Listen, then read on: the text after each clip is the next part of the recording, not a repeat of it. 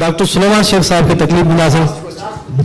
Doctor Suleman Sheikh साहब basically सिगा जो बानी ऐं असांजे इदारे जो बानीकार, उनखां अलावा साईं पंहिंजी सॼी ज़िंदगी जेका आहे उहा ज़ेबेस सिंध ग्रेजुएट एसोसिएशन ऐं ॿियनि इदारनि खे ॾेई छॾी। साईं अॼोकी हिन कॉन्फ्रेंस जे बारे में तव्हां पंहिंजे ख़्यालनि जो इज़हार कजो ऐं वोट ऑफ थैंक्स। कादर पंहिंजी कुदरत सी क़ाइम आहे क़दीम, वाली वाहिद वहदहू राज़िक़ रब रहीम, सो सारायां सचो धणी चई हमद हकीम, करे पाण करीम जोड़ूं जोड़ जहान जूं।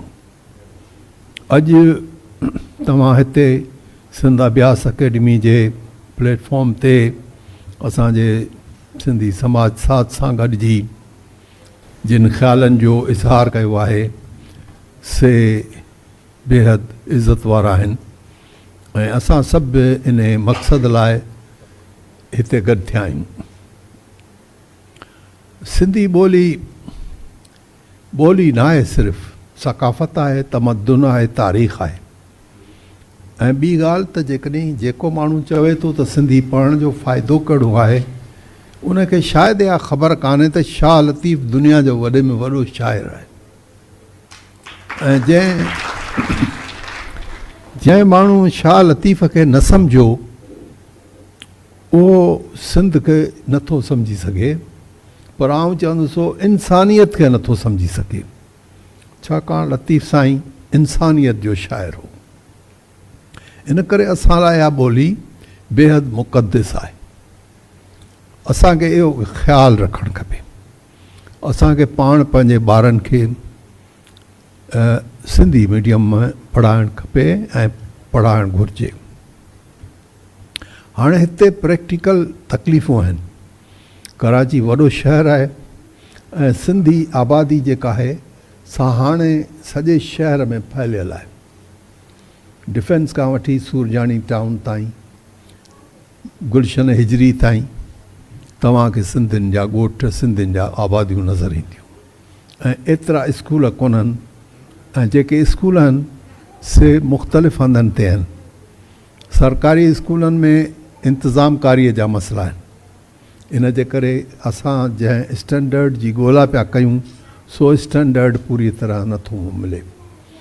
ॿी ॻाल्हि इहा आहे त प्राइवेट स्कूल हिकिड़ो त पंहिंजे पॉलिसी तहत ठहनि था ऐं ॿियो त उन्हनि जी फ़ियूं तमामु ॻरियूं आहिनि जेके असीं भरे नथा सघूं। सो इन करे असांखे पंहिंजो मैकेनिज़म ठाहिणो पवंदो। असां इन ते तजुर्बो कयो आहे। ऐं इहा ॻाल्हि ईअं कोन थो चवां, हवा में कोन पियो कयां। सिंध ग्रेजुएट एसोसिएशन कराचीअ जे ॻोठनि में सिंधी मीडियम स्कूल शुरू कया आहिनि। सिंधी इंग्लिश मीडियम असीं उन्हनि खे चऊं था, असां अंग्रेज़ी बि पढ़ायूं था, सिंधी पढ़ायूं था, उर्दू पढ़ायूं था, पर ॿार सिंधीअ खां पंहिंजो कमु शुरू करे थो नर्सरी खां वठी।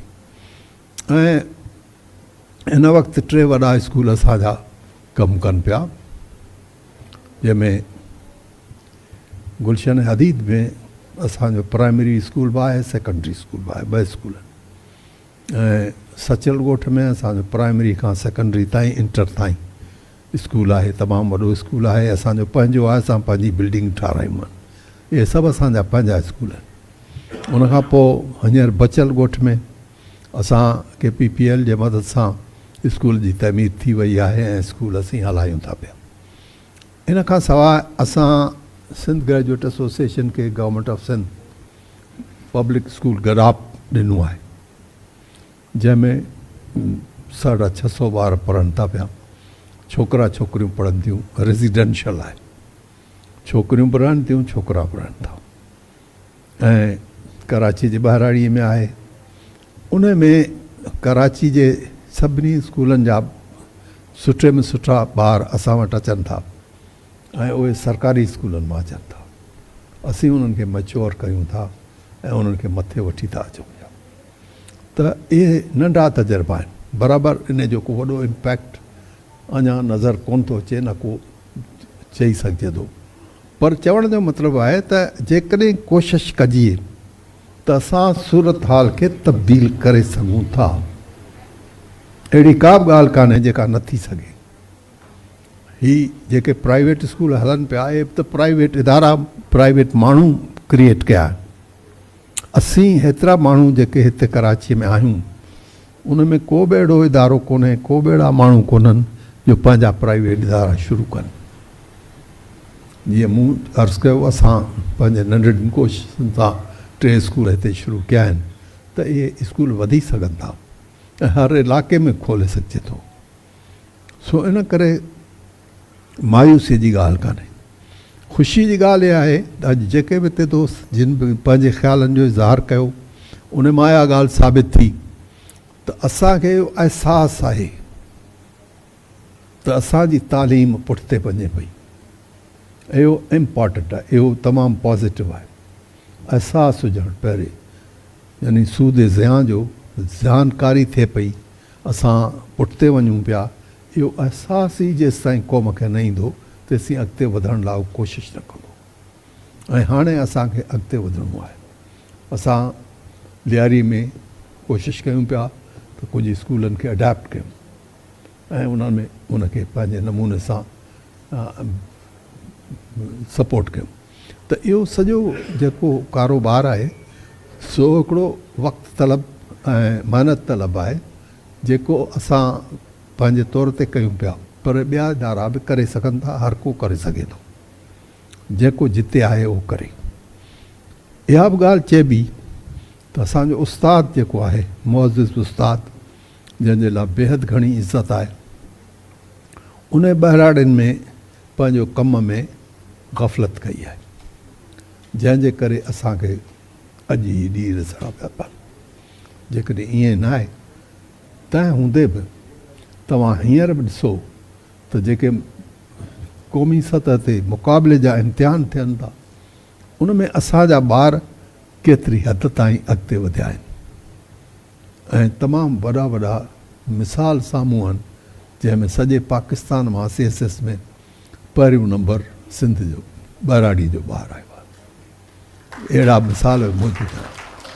त ईअं असांखे मायूस थियण जी का ॻाल्हि कान्हे ऐं न वरी असीं इन ॻाल्हि ते मायूस आहियूं त असीं सिंधी आहियूं।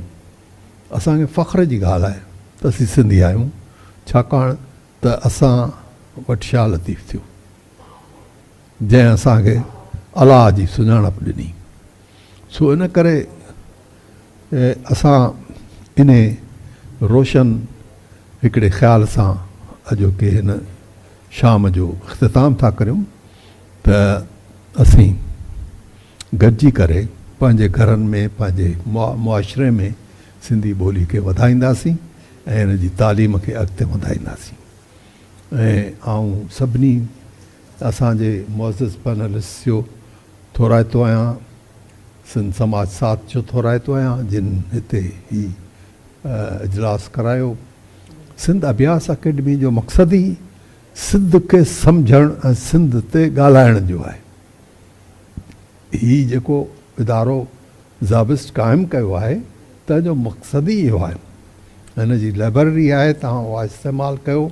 असांजा ई 2 दोस्त जेके सारंग ऐं अमीन हिते हूंदा आहिनि जेके तव्हांखे ॿुधाईंदा त हिते छा छा थिए थो पियो।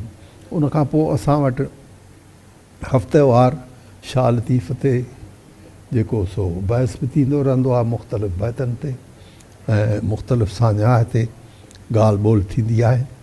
सो इन करे इहे नंढड़ियूं कोशिशूं आहिनि, पर असांखे यकीन आहे त इहे जेका नंढड़ी शमा असां रोशन कई आहे उन जी रोशनी सॼी सिंध खे रोशन कंदी। वॾी महिरबानी तव्हां।